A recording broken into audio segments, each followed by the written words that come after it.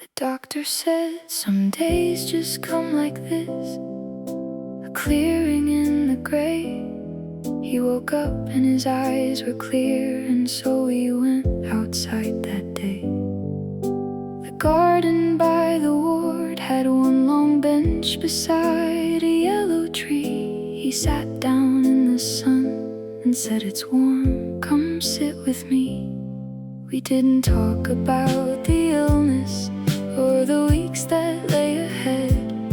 We talked about a holiday we'd never taken. Something said he wanted to go somewhere with a market and a square, a place that sold good coffee and had music in the air. He drew it with his finger on the armrest of the bench, and I said yes to everything and didn't even flinch. We planned it like it mattered more than anything we'd known. Two people making futures out of afternoon and stone. Some days arrive to give you back a version of before, a window in the weather, nothing less and nothing more. I didn't know it was the last good day until much later on, when all the other days were less, and then he was gone. But that bench in the garden and the yellow tree in sun, and his finger drawing markets on the armrest one by one. I have been to that imagined square now in the years since then. A market, coffee, music, like he planned it all back when. I sat at a small table and I ordered for us two, and raised my cup and told him I had kept our plan. We'd made it through. We made it through. He made it. The last good day was good enough to last a lifetime through.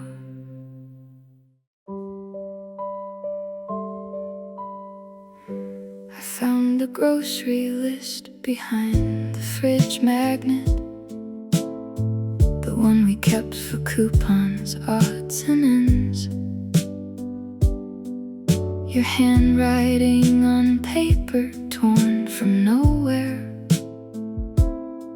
the kind of list a person never keeps or sends. Eggs and apples, washing up and olive oil, a cereal you liked on Sunday mornings best. I stood there in the kitchen holding paper and pressed it to my chest.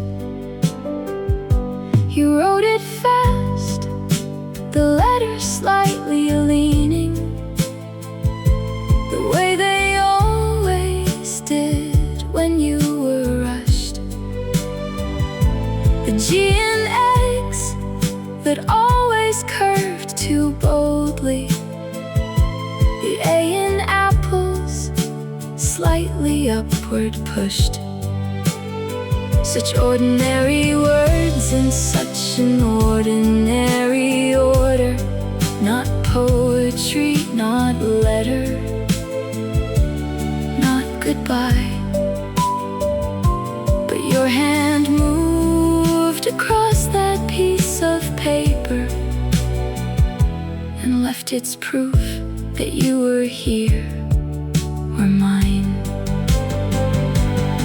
We throw away 1,000 grocery lists in every ordinary year we live, never think that one of them might be the last thing that a person's hand will give. I found your grocery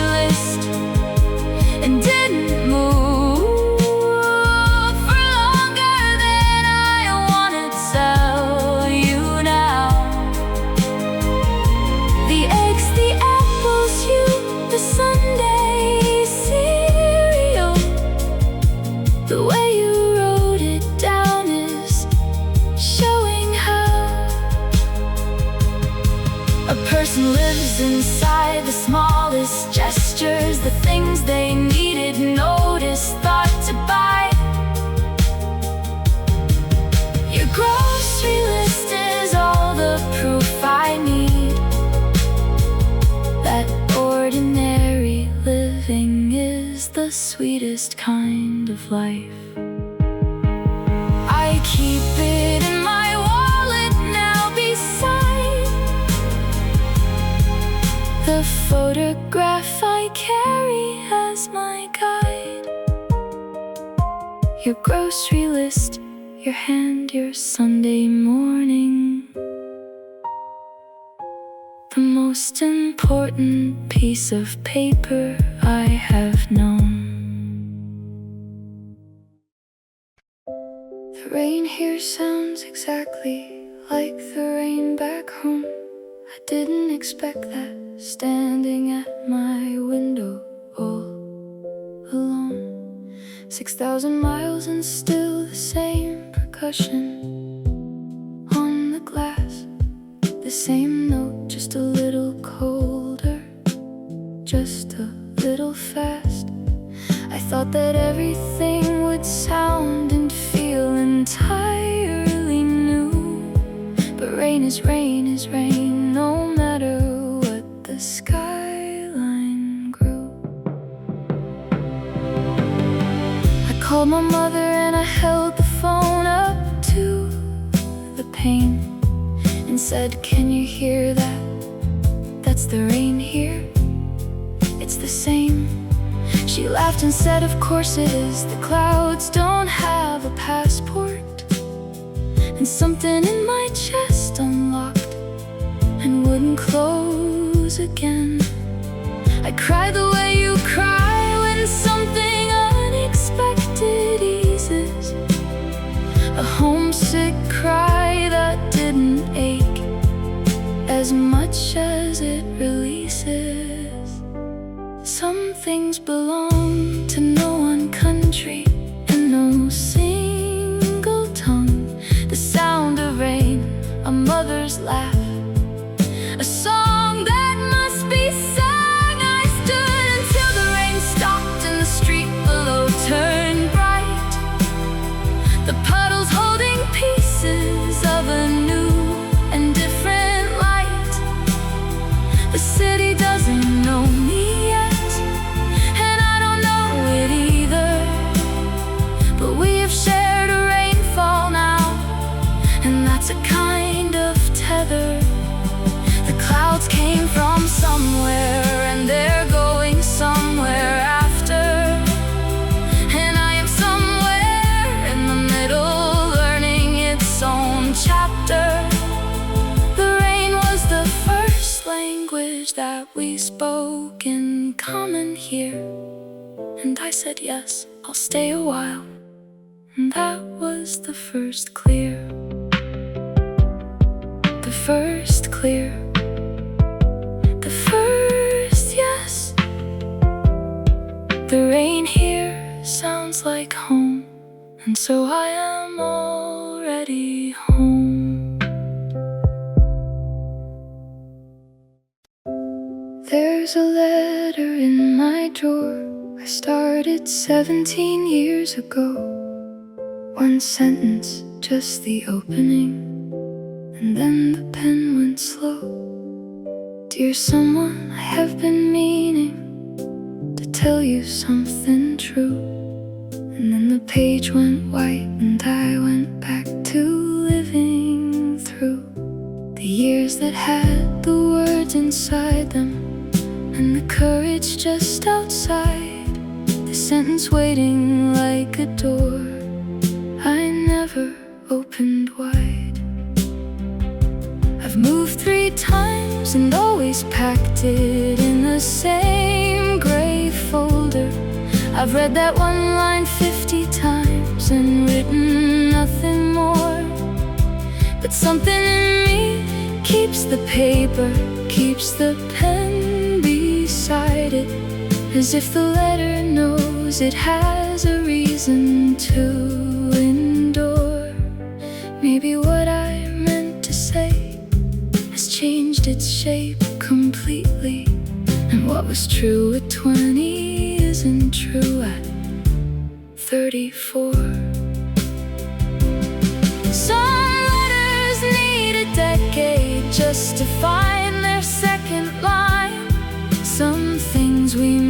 to say require all of that time. Today I took it out and sat beside the morning window, the coffee cooling and the street below was still. I read the opening again and for the first time felt it clearly. The second sentence rose in me against my will. I wrote it down before I lost it.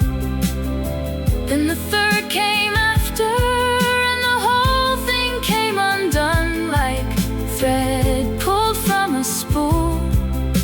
The letter filled itself with everything I'd kept too quietly, and when I sealed it, I felt neither old nor new, nor foolish, just lighter.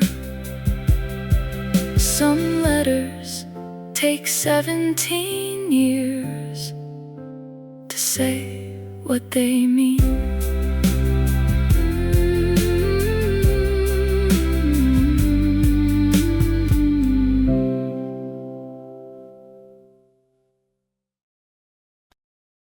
He played with his eyes closed on the corner every morning. A dark green cage lay open on the stone. I always stopped for 2 or 3 minutes of his music, and always left before he was alone. He never saw me standing there, he never opened looking. His bow moved like a conversation with the air. I knew his repertoire by March, I knew the Tuesday pieces, the Wednesday waltz, the Thursday something slow. I planned my route to pass him when the light was good for music, and told myself I simply like the way the mornings go.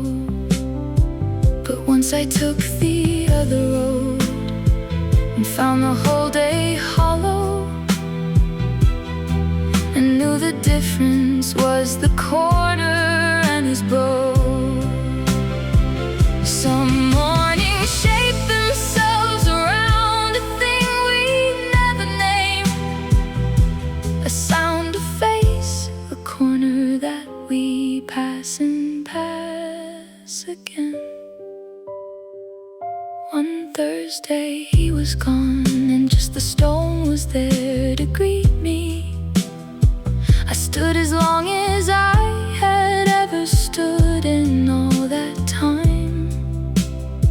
The corner felt too wide without his music in the middle, and something in my chest described itself as mine. I never learned his name, I never dropped a coin in. I only know the space his absence made when he was through. A violinist on a corner changed my mornings without knowing, and I would give him something if I ever found him, something true, something true, something real.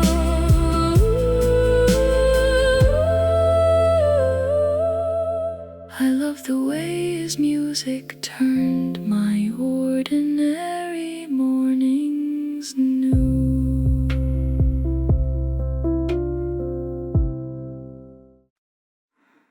I was 12 years old when I heard my mother singing to herself. It was 3 in the morning and I came for water from the shelf. She was at the kitchen sink and didn't know that I was there. A low note, then a higher one, and then a phrase as old as air. I had never heard that song before and never heard it since, but it opened something in me that has never fully since been cinched. She was someone before she was my mother, this I knew, but the knowing and the seeing are two different kinds of true.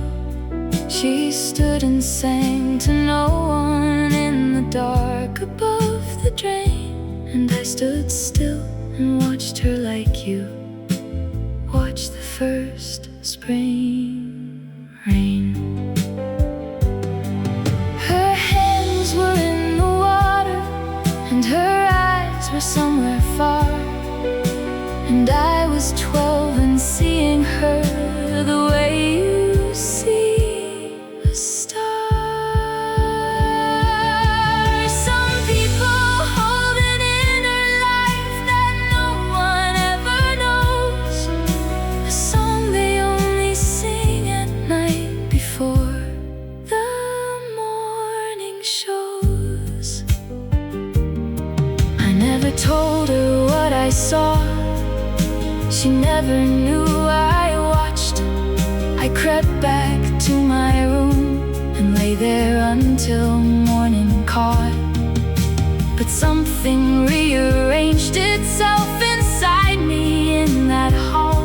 I understood that mothers carry things that never get to fall. She had a voice that no one in our family knew existed, a whole song that was only hers and couldn't be insisted. I am grown now and I have my own songs late at night, and when I sing them to the dark, I feel her in the light. In the light beside me, she sang alone so I would know that singing is alright.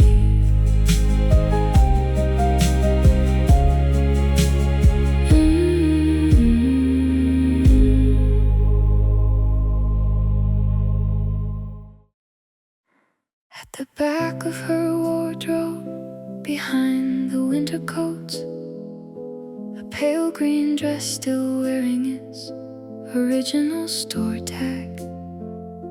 The fabric soft as something kept from breath and light in years, still holding its first color, still refusing to go flat. I lifted it and held it up and couldn't understand why something so alive had never met a day or hand. She must have bought it for a thing she was imagining, a dinner or a dance, a summer evening somewhere warm, a version of her life where she wore pale green out into the world and turned to meet someone and felt entirely transformed. Nobody knew the story of the tag still on the hem. Nobody knew which year she bought it or what courage meant. Some dresses hold the shape of lives that almost happened then. A woman stood and chose this and then never chose again. I took it to the window and I held it to the light. The green went gold for just a second in the afternoon, and then I did the thing I hoped she would have wanted done. I slipped it on in front of her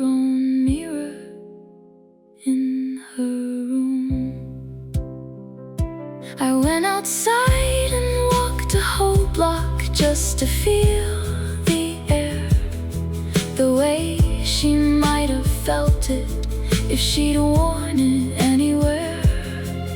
I wore it for her to stay, for the life she kept inside. The dress was finally worn and something finally satisfied. Finally worn, tag removed. I lived the day she bought this dress and never got to have.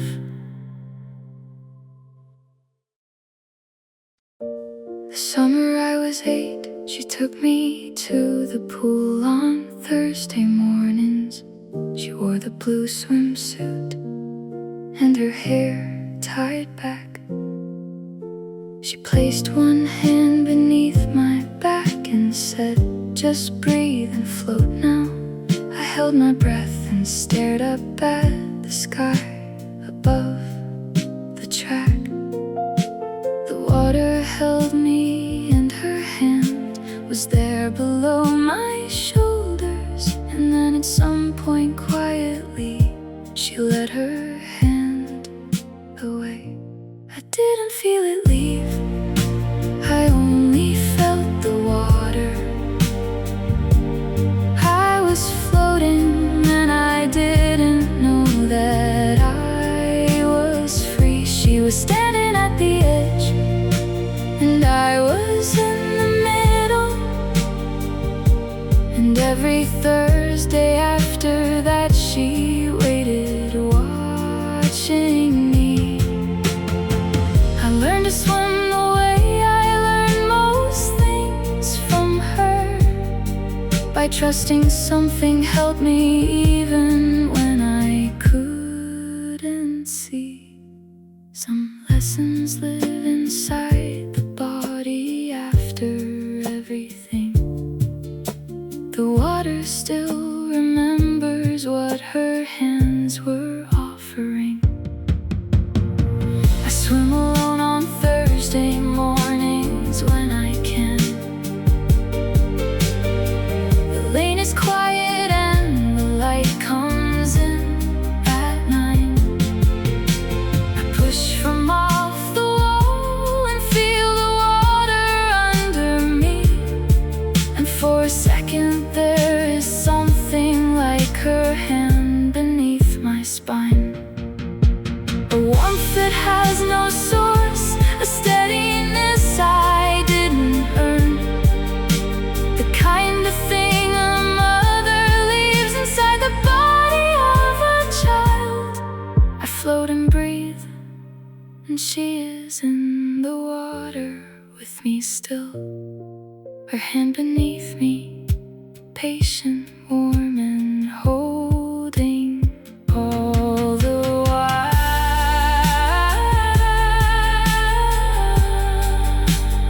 Holding all the while. Still holding. She taught me how to float, and I have never sunk since then. It was 3 in the morning, and I drove without a destination. The streetlights made a corridor of orange through the rain. I turned the radio dial and landed between 2 stations. And the static came out sounding almost like my name. Not a word, not a song, just the breath of open frequency. The space where no one broadcasts and the signal doesn't claim. I stopped the car beside an empty football field and listened. The static filled the car the way a held breath fills a chest. There's something in the nothing between one thing and another, a frequency that doesn't belong to east or west. I think I've lived there too, between the person that I was and whoever I am becoming, not yet fully addressed. Some places only exist in the in-between, the space where nothing's broadcasting but something can be seen.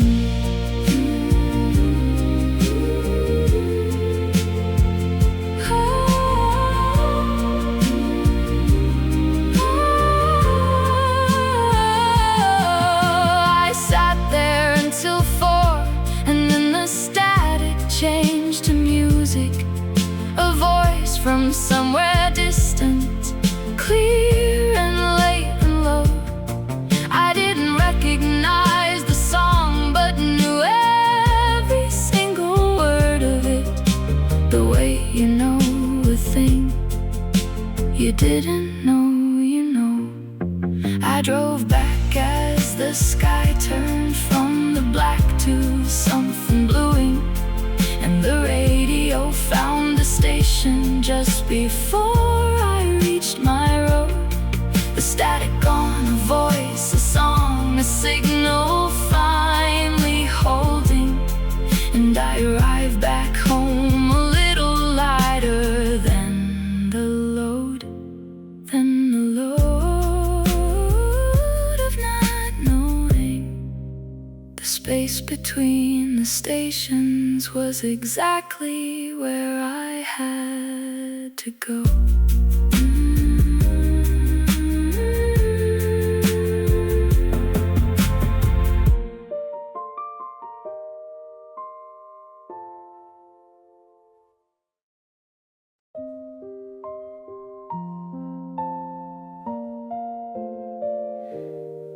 You will be 38 for all of time,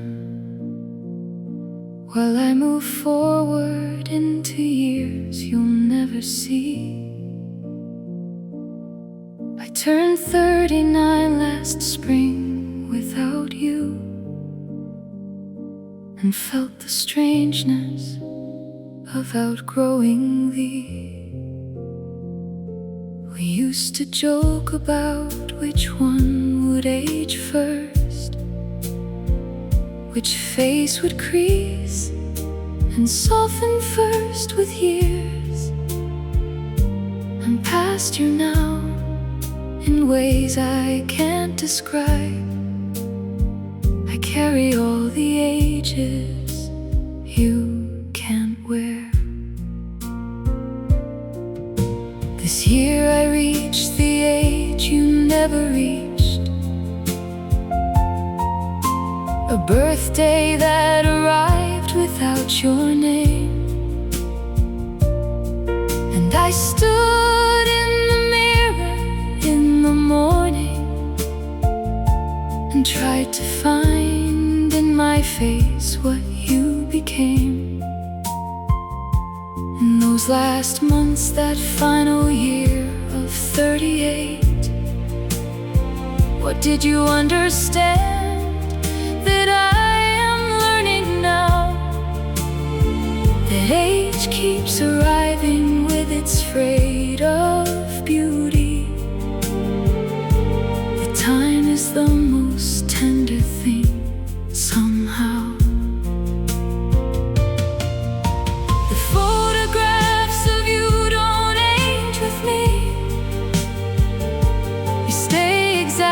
At the year you were,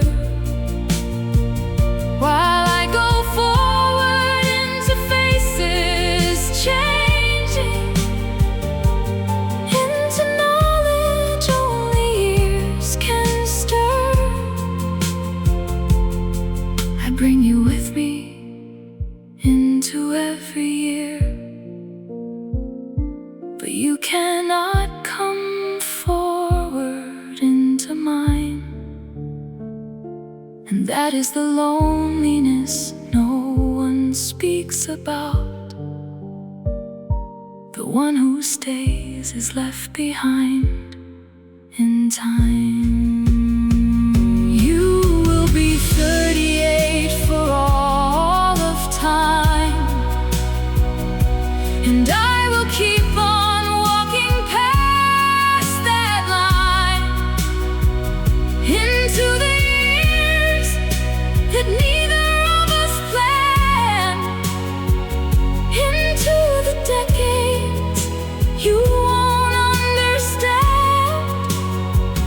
From where you stopped, and yet I feel you in each year I enter, finding you begin to make more sense. The older that I get, you gave me all I needed to go yet further than we thought either of us would. You are 38, and I am understood by everything you taught me at that age. All the ages you will be are on this page.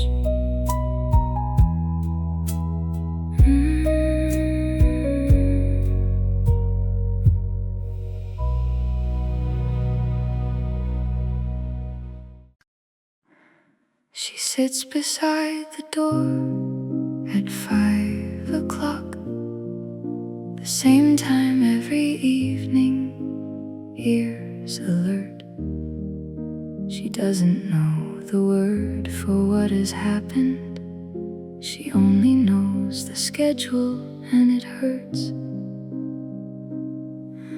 to watch her, how she turns toward every sound.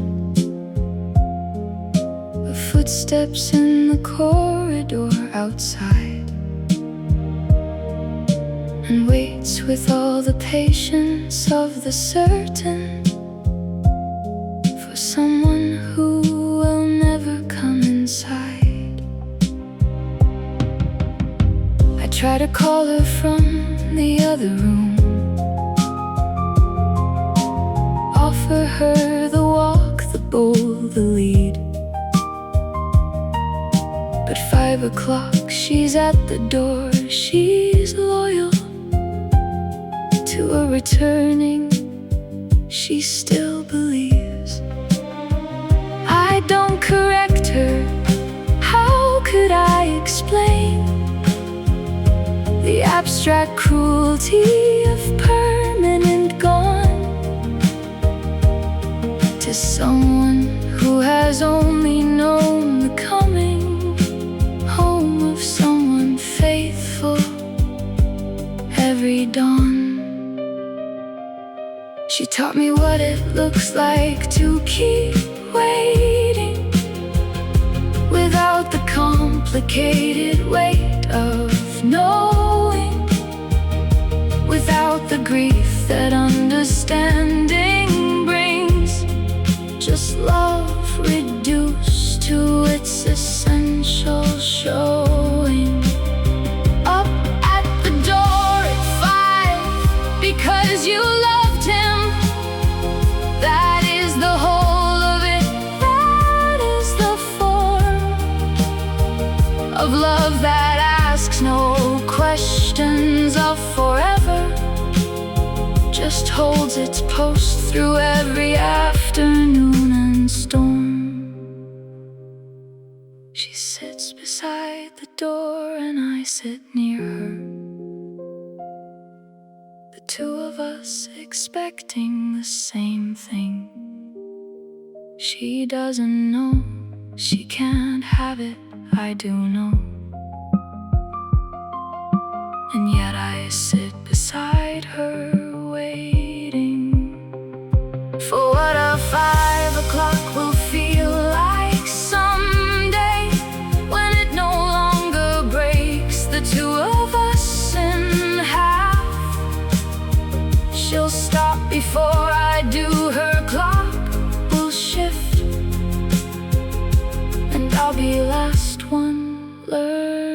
how to laugh again at 5 o'clock with no one coming. The dog beside the door has more to teach than any word of comfort I've been given. She shows me love is always within reach of someone who still waits beside the door.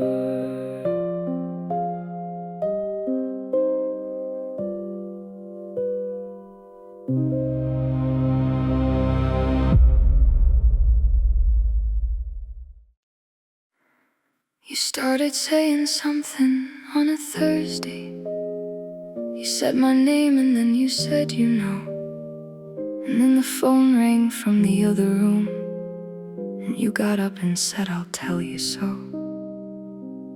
Later when we had a moment quiet, but later never found its way back in. And now I turn the Thursday over slowly, trying to hear where that sentence might begin. I've written out the possibilities, a list of what you might have meant to say. It's something you had noticed needed changing, or something beautiful had crossed your day. Or maybe it was something about us, about the way that we had come to be. Or maybe it was small and unimportant, but I will never know. And that's what breaks me. All the things we almost said and didn't collect somewhere between us, like the dust that gathers at the edges of an evening, before we think to turn the lamp and trust that there will be another conversation, another Thursday, another cup of tea. There wasn't one, and now I carry all of it. The unfinished sentence meant for me.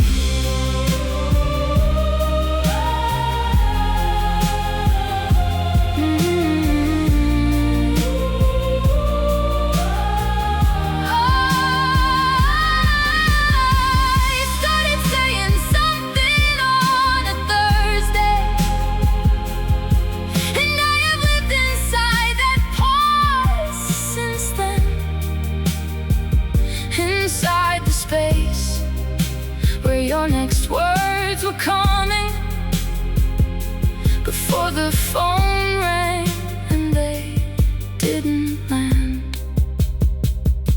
I finish it 100 different ways, in quiet rooms and in the in-between days. I love you was one ending, was one road. I'm sorry was another I have stole, but none of them are yours and none are true. The only ending to that sentence is you starting it again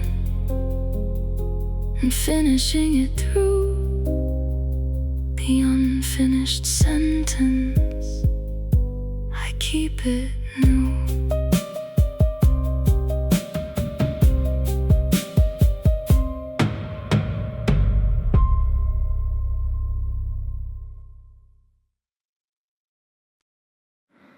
You always said it wrong, and I love the wrong way more than anyone has ever loved a mispronounced word before. I heard you say it once and kept it somewhere in my keeping, like something rare and slightly broken. I was done with correcting. Now when I hear it said correctly by the rest of everyone, it sounds too clean, too finished, like a song that's been undone. Of all the things I miss about the texture of your presence, I miss the small imperfect way you handled every sentence. We build our love in error as much as we build it right, in the place where perfect stumbles into something more alive. Your mispronounced word was the proof that language bent for you, that you move through the world at your own particular angle. And I loved the angle more than the truth. The word I mispronounced for you is every word you taught me, every slight imperfection I absorbed into my tongue. Now when I say it wrong in public, people smile and correct me, and I smile back and leave it where it's always been, among the prided collection of the ways you changed my language, the syllables you shifted just by being you and near. The word I mispronounced for you is how I carry you in speaking, in every slip and every wrong. And beautiful and near, I say it wrong, still deliberately wrong. The way you taught me without knowing, I say it wrong because the wrong way was the only way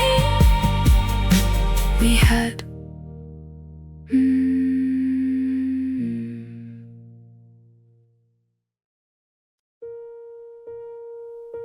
The tickets are still saved inside my phone. 2 names, 2 seats, departing Saturday. I didn't change the booking to a single, I only stared at it and walked away. The bag I packed is sitting by the hallway. I put your things in first, a habit still.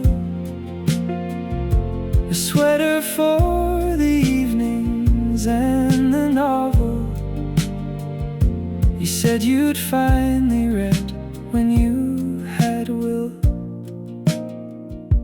I'm going anyway. I need to tell you not to forget, but maybe to begin. The hotel has a room that faces eastward, the kind of light you said you'd want to live in. I'll eat the dinner at the place we'd chosen. I'll take your seat and order what you'd get,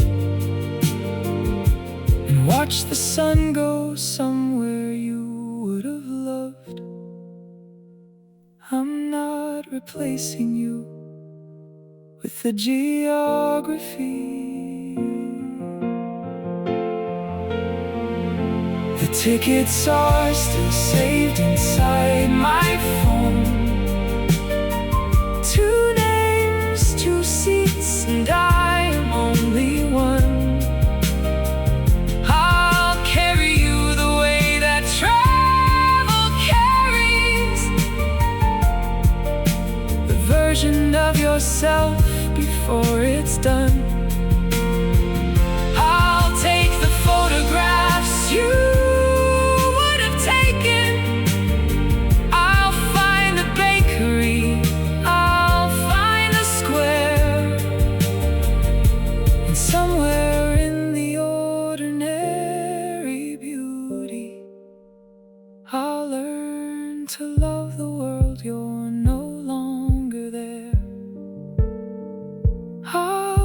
learn to love the world, you're no longer there. 2 seats, I'm going still.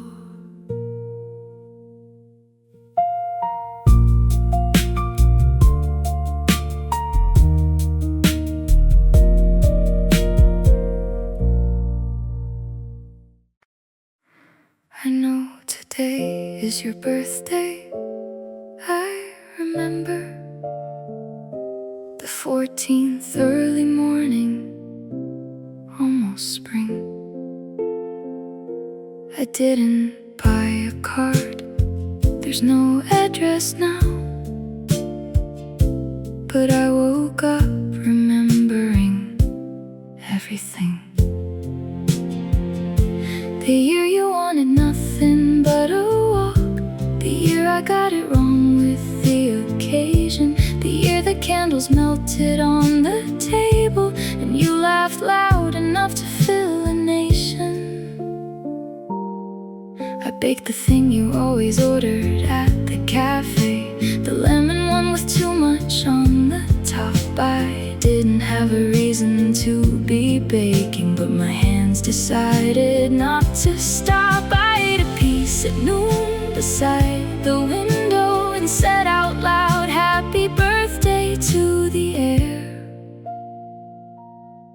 The day moved on the way that birthdays do. I know today is your birthday, I remember, and I will keep on knowing every year. The date is in my body, not a calendar. It surfaces regardless of the fear.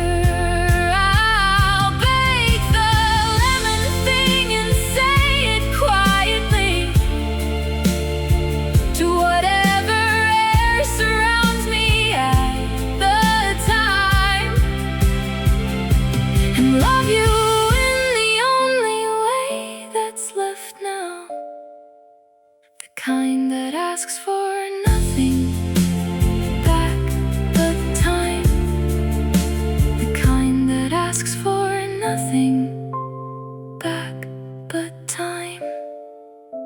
Your birthday and the lemon. An hour left and I am in the dress and thinking of you. Not the way that aches, but the way old music does. The flowers on the sill are white and the morning is still, and your face came up the way a dream comes, soft and slow. I loved you, and that's true, and I am keeping that is true. But I am also here, and here is where I mean to go. You were the one who taught me what it felt like to be known, the one who found me in the crowd before I waved. And I have carried that the way you carry something good, a warmth inside the pocket that has stayed.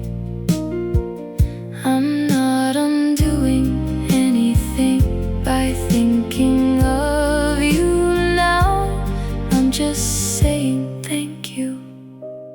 I am saying it out loud. Some loves don't end, they simply find their place, a quiet room inside, a gentle space.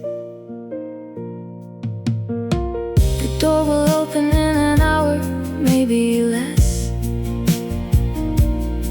and someone who has chosen me completely will be there. I will walk toward him and I will not look back.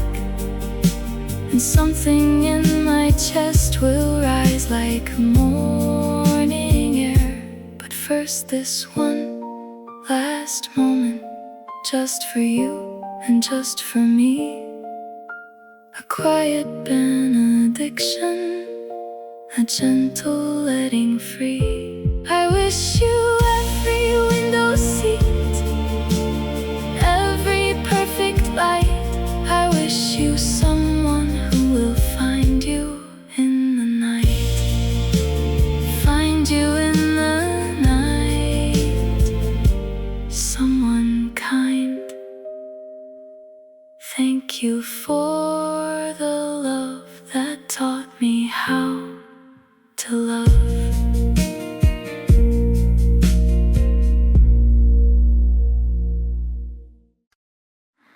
October came the way it always does, with the exact particular slant of gold. You called it your favorite light of any, the light that made the ordinary bold. I walk the park, the same route as before. The leaves behaved exactly as they should, and all of it was beautiful and painful, the way that only grief-soaked beauty could. I sat down on the bench you liked the best, the one beside the fountain on the left. The pigeons there remembered nothing different and carried on their lives without a breath. A couple walked by arguing about directions. They'll fix it, they'll be fine, they'll find the street. And I was glad for them and briefly hollow, the way you are when something's incomplete. I thought about the things you'd name today. October came the way it always does, without the courtesy to look different, without apology for being whole, the same impossible and perfect content. I sat inside your season for an hour. I let it do to me what light will do. And when I finally rose and walked back homeward, I took a little of October too. I took a little of October too. October and the gold.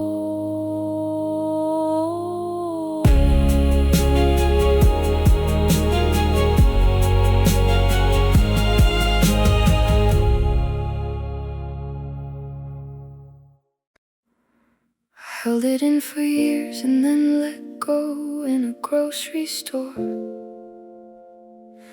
between the cereal and the canned goods on the second floor. Something ordinary, a song, a smell, a slant of afternoon, and something I'd been holding underwater finally surfaced soon. I didn't cry for weeks and thought that I was maybe healing, that the months had done their work and I was nearly at the end. But grief was simply waiting in the unremarkable Tuesday for me to stop performing long enough to comprehend. The longest exhale comes from the longest held position, from the years of I am fine and the daily practiced mission of being someone functional while drowning in the slow accumulation of the loss you never let them know. The longest exhale of my life is still unfolding somewhere in the middle of the ordinary places where it broke. The longest exhale was the years of you compressed to nothing, released between the cereal and the people and the smoke of someone's coffee and the radio, and someone's child complaining, and me against the shelf, just finally letting myself go. The longest exhale is the proof that grief requires patience, that the body knows exactly when it's finally safe to show what it has carried, what it has loved, what it lost. The longest exhale is your name, released at last into the air, where it has always needed to go.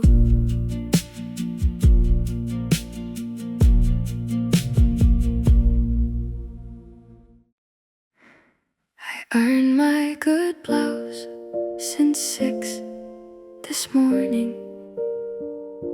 The ceremony starts at 10 o'clock. I practiced the route the day before. I didn't want to stop and have to ask. Your name sounds strange in the announcer's English, a different shape than what I gave you then. But you will cross that stage and carry it, and that is all I came this far to spend. I came here in the winter 20 years back, with $40 folded in my coat. I didn't speak the language of the winter. I learned it word by word until I wrote the letter that you read for me at 7, because my English handwriting still shook. I only saw the open door and took. I never told you how afraid I was.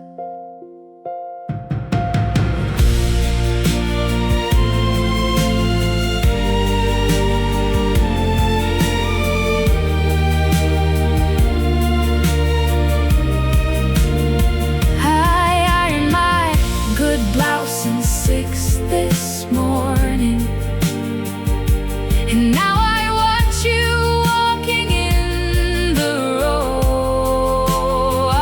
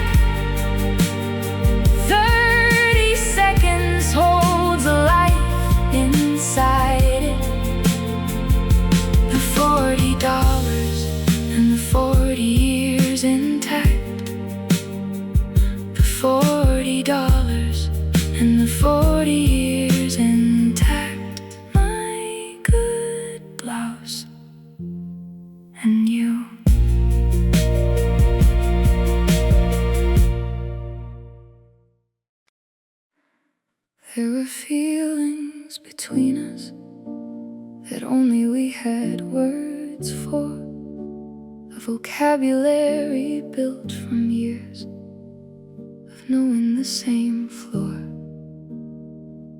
The particular ache of a Sunday ending into Monday, the specific joy of nothing done together without warning. Some languages have words that other languages can't carry. Saudade the Portuguese for longing saturated through. And we had built a private tongue of gestures and of glances that died the day you left, because it only lived in two. I am a language now, with only one remaining speaker, and every word I formed with you grows daily slightly weaker, without the second voice to answer, without the ear that knew what I was saying underneath the ordinary view. I am translating into silence everything we grew. The translation I never made was all of us into a language that the outside world could understand or hold or touch. The translation I never made was why you leaving took so much. Not just you, but the entire grammar of us. Every conjugation, every tense, the future and the present, every sentence that began with we and ended up as one. The translation I never made is dying in my keeping. A language with no listener, dissolving in the sun. I speak it to the walls now, I speak it to the morning. The translation I never made of everything we were. In summer I forget you almost, then October comes and I remember everything. The scar that healed in July reopens in the cooling of the year. Old injuries do that, show themselves in cold and pressure. They never really left, they simply wait for certain weather here. I walked outside this morning and the air had turned that particular shade of gray that only comes when warmth has finally let go. And something underneath my sternum shifted with the temperature, the way a compass needle swings when north is close below. Doctors say that scar tissue responds to cold differently, that what you think is healed is only a resting seasonally. And love is scar tissue of the deepest kind. It looks like moving on until a colder wind reminds you of the wound, reminds you of the warmth that made the cold feel cold. The scar that only shows in cold is everywhere. October is in the light that angles low and makes the world look like before. The scar that only shows in cold is proof that I am carrying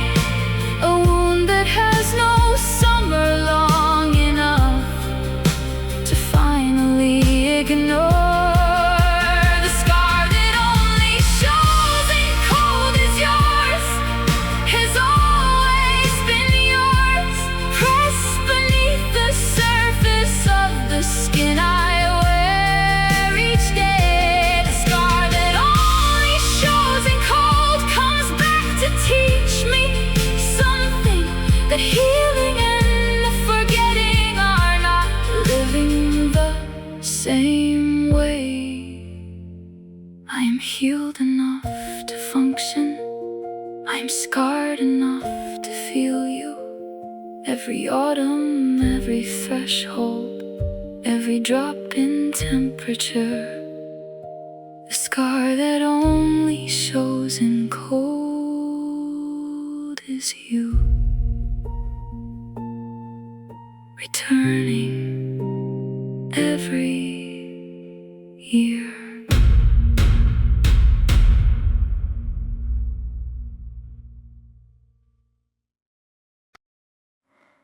Your records line the shelf above the heater.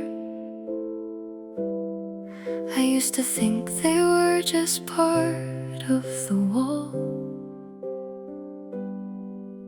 You'd play them on the needle after supper and hum the parts you couldn't sing at all. I didn't know the names of what was playing. I only knew the amber it would make, a warmth that settled low across the kitchen, a quiet that the whole house used to take. I have them now in boxes from the moving. I put the water-stained one on last Tuesday. The needle dropped and something in me burst. Your particular hum was in the room there. I sat down on the floor and let it through. I never asked you what the music meant to you. Your records line the shelf above the heater, and now they line the shelf above my own. The needle finds the groove the way you found me,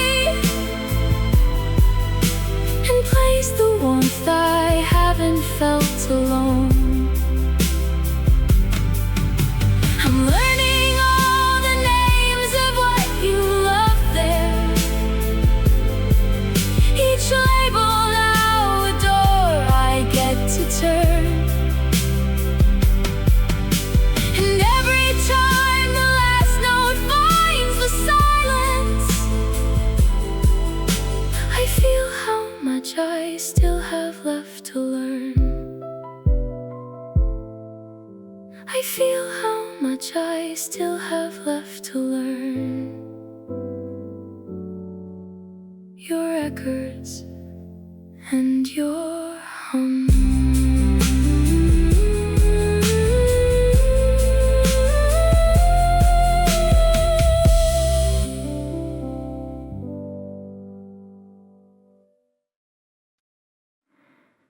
I've been excavating us the way they dig for ancient things, with brushes, not with shovels, in the quiet that grief brings.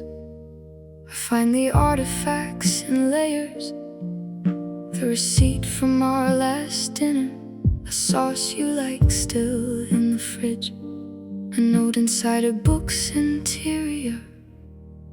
The archaeologist knows that broken things hold more than whole ones, that a shard of painted pottery outlasts the pot itself. I hold your fragments up to the light the way they hold up findings, and reconstruct the shape of us from what was left upon the shelf. Every excavation is an act of love and patience. You don't rush the sight, you don't disturb the sacred. You learn to read the soil, the layer and the color. What came before, what came after, what was lost to time, surrender. And I am reading you in layers, in the sediment of having love.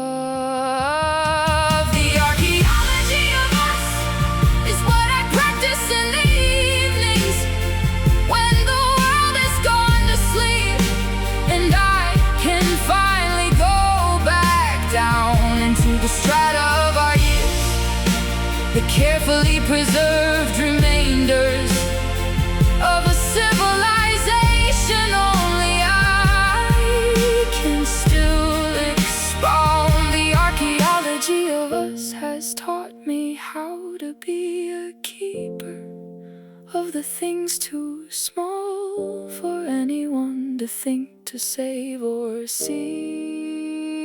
The archaeology of us is how I know that love leaves traces in the most unlikely places. If you dig, if you dig, if you dare to dig with me below the surface, past the grief, into the beautiful, preserved, uncovered archaeology of everything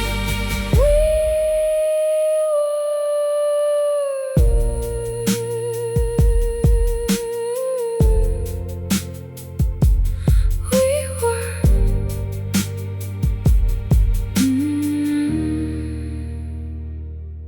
We were. You're always just about to turn around when I wake up, 1/2 second from your face, and then the ceiling interrupts. I've learned the architecture of your back more than your eyes, because that's all the dream will give me under sleeping skies. Sometimes you're at the window, sometimes at the far end of a room. Sometimes you're about to speak and then the morning swallows you.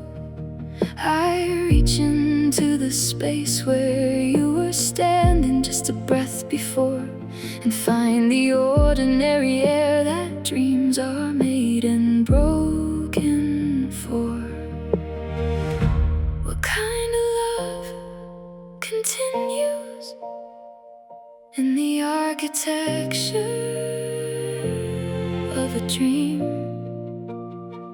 What kind of grief insists on visiting in images that seem so close to what you need? You almost feel the moment turn, and then it doesn't, and the day begins. And that's the thing you learn about the love that doesn't leave, even in sleep. The dream that ends before you turn around is the cruelest gift of missing, so close to seeing you that I can feel the air between. The dream that ends before you turn around has given me your shoulders, your voice, your posture, everything except what I most need to see.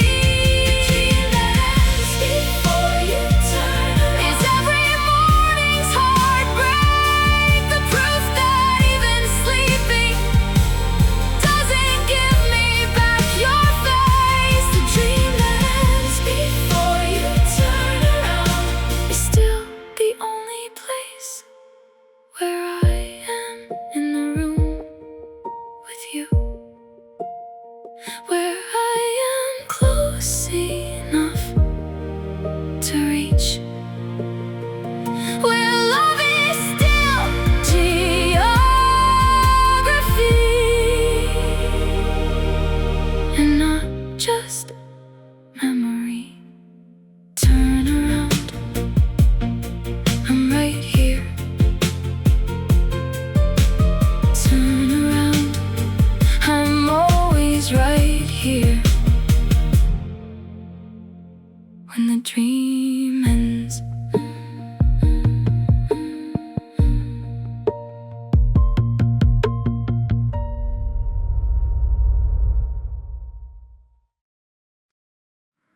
I missed the last train by a minute.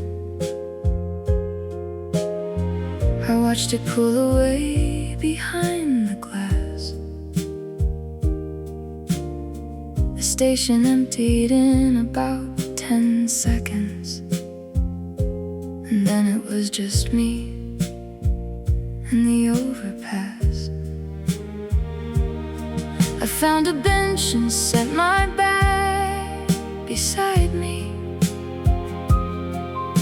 The city at this hour doesn't know my name. And something loosened in me like a collar I hadn't noticed tight. It had became a woman with a cart sold me a coffee.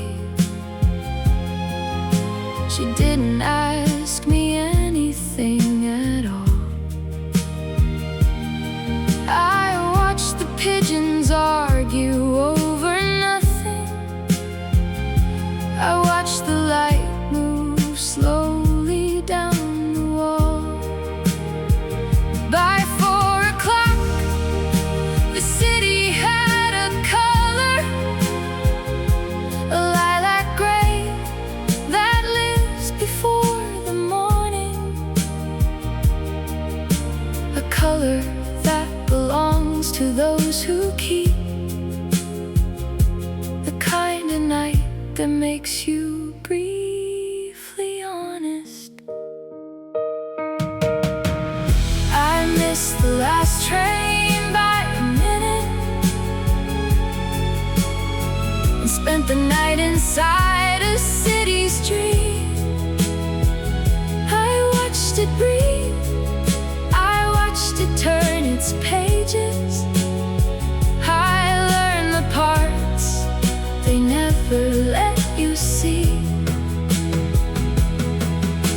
The baker coming early, the cleaner sweeping, the lovers who have nowhere they need go.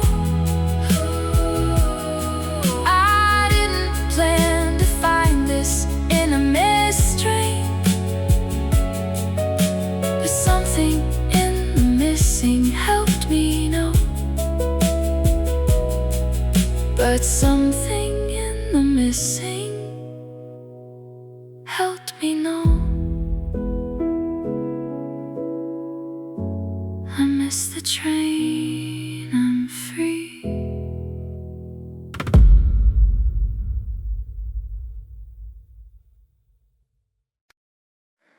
The workshop smelled of oil and old metal, and his hands, he fixed the clocks that people had surrendered to the years. 100 ticking voices filled the room by afternoon, and he would listen, find the one that wasn't right.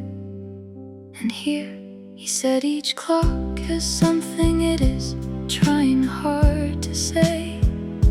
You just have to be quiet long enough to learn its way.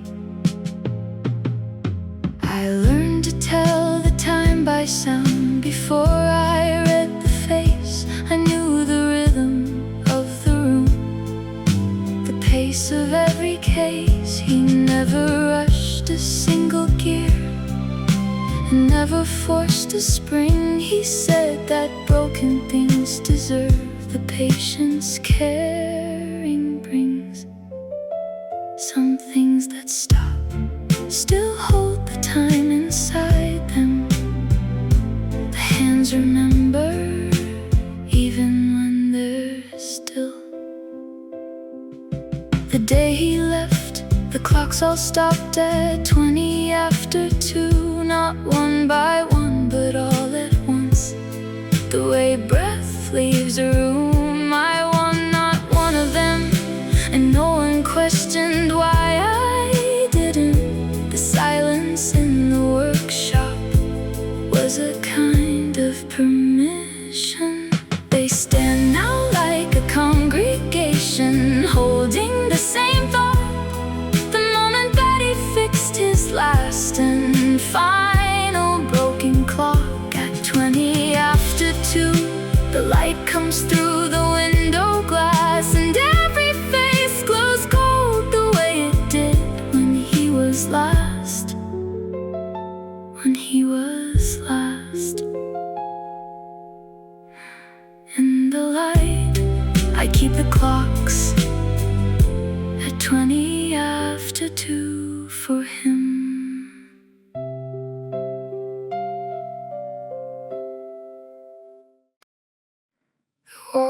walls of that apartment.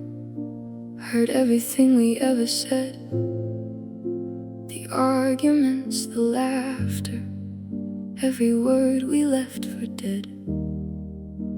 And I believe in ways that science hasn't proven yet to me, that rooms absorb the voices of the love they used to see. If I went back and pressed my ear against the bedroom wall, I think I'd almost hear us in the paint beneath it all. Your voice explaining something with your hands, my voice agreeing. Two people making noise inside a room that kept on being. Sound is just vibration moving through a medium, and we vibrated everything we touched into a continuum. The floorboards know our footsteps, the ceiling knows our silence, the window knows the fogging of two faces, too reliant on the only room that held the whole of us. The echo of a room that heard us is the gentlest kind of witness. It never told us so, it only kept us in its walls. The echo of a room that heard us is still sounding in the plaster, in the particular resonance.